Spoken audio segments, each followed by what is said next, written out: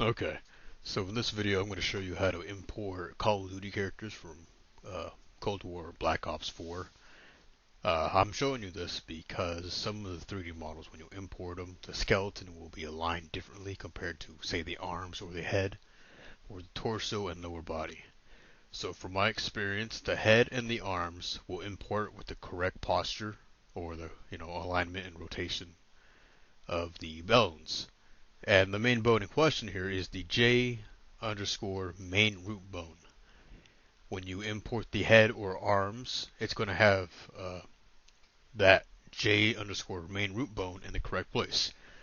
But sometimes when you do the lower body or torso, sorry, I had the hiccup there, or burp.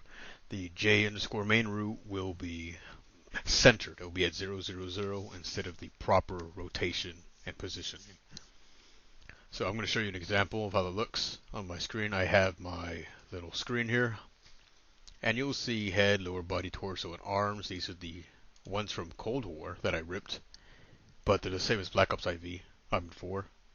But I have 4 and 3 here because I noticed that, say, for torso from the Cold War one or Black Ops 4, the texture for the chest or other parts of the body will be white. This is the one it came with, but I downloaded one from the Black Ops 3 files, same exact one, but not as high def, probably, as the other ones, but it's colored, so I used those. So now I'll show you an example of what I mean when I import the characters. So I'm just going to go ahead and import from my 3ds Max that I'm using. So let's see. I'm going to first do arms because arms is the full skeleton. So open. I have some SMD importers and plugins in here. So I just hit OK, OK, because I want the animation. I want the bones and I want the skeleton. So it's done. And you'll notice that it looks like he's standing up and his feet would be on the ground, but his arms also include the torso. And in this case, the torso 3D model is actually just his little gear he has on his chest, like his knife and grenades and all that. So, but if you go over to skeleton and you click on J main root, you'll notice that if you go to the select and move button, that he has coordinates in the X, Y, and Z. Those are going to be essential, and I recommend you write those down, just in case it's like moved to the side and oh, that's not the right place. But now let's go ahead and import the other files. So I usually do arms first, then I do lower body, then I do torso, and then I finish off with head. So now I'm going to go ahead and go to lower body, go here, open. I think I heard my phone ring right now. I'm going to go OK, OK. It's going to load it in, and it's in. Notice how it moved my whole 3D model now. And I'm like, okay. So now I go ahead and go to import, because like I said about the lower body and torso, it's going to change the main root to center, center, center. So if I import, let's say, the torso now, go ahead and hit open, okay, okay. The torso is also center, center, center, since it's adding, or it's replacing whatever values I had before with its new values. And now if I go to import, import, and I go up one, and I go to head, because that's the last one we're missing, it should put it in the same position as the arms was. There we go. It was just loading for a bit. Hit OK. And now we have it all put together perfectly fine. But doing it this method, you will not have the actual position of the 3D model if you go to edit it, because it's following the skeleton around. And if you remember, this was at 0, 0. And so was this. This one was also at 0, 0. So if I go to editable poly instead of skin, it'll put it in its original position. So if I want to make any proper edits to it, like say I want to make his legs or pants thicker or something, or I want to add like an extra pouch to it, well, I'm going to have to edit it from that level. Of course, I can fix that by going over to Edible Poly and then put in some specific numbers. And in this case, I believe, what was the main root again? The main root is these numbers, and the rotation is these numbers. And I just got to remember right here, this rotation. I just got to remember to rotate the opposite of this. So negative 80.345, but I have a 90 degrees minus that, it's going to leave me with 9.655.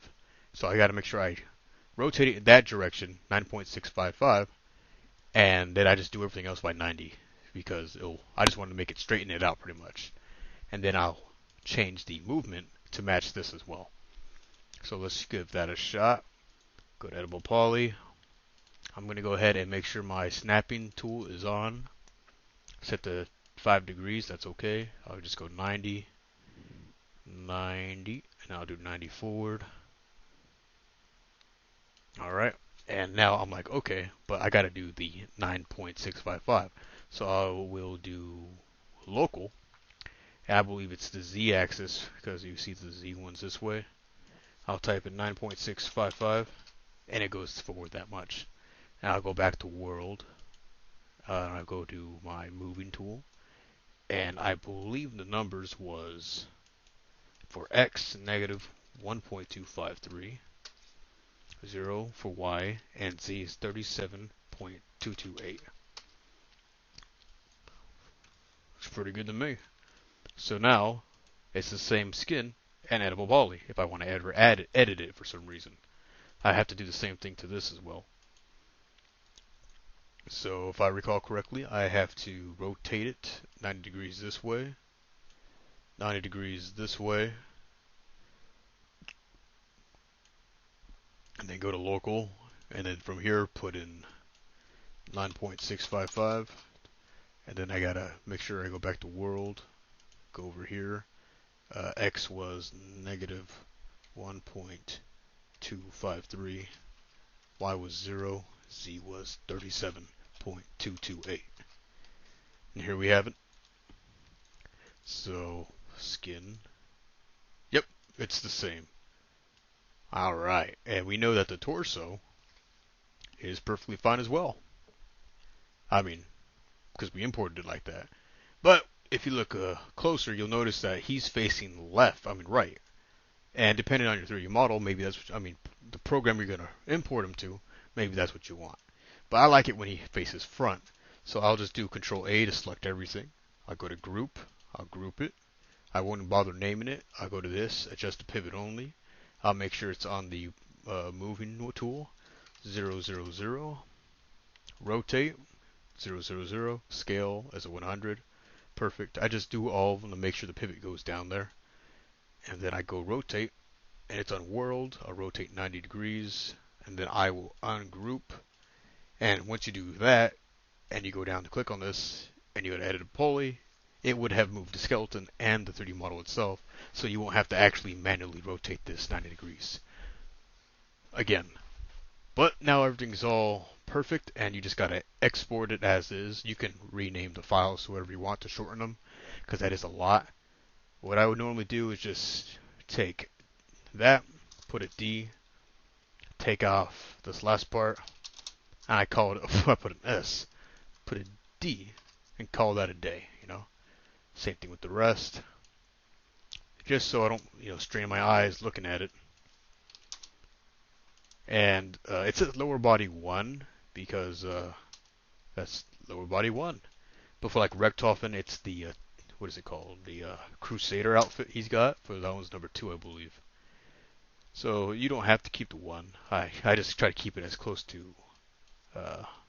as possible as when I imported it. And sometimes I'll do like, Dempsey. But what if I have Dempsey Primus? I'll do, okay, Dempsey Ultimus Head 1. Or Primus, or I used to just call it WAW for World at War. And that's all you got to do. But of course, the textures, like I said, some of them are colored, some of them aren't. So you might have to hunt down the Black Ops 3 textures and put them in yourself. Or you can try coloring them with the mask they give you. I'm sure they have some sort of proper method. None of this is probably the proper method, but it's what works for me. I figured you guys would like to know it. So, good luck.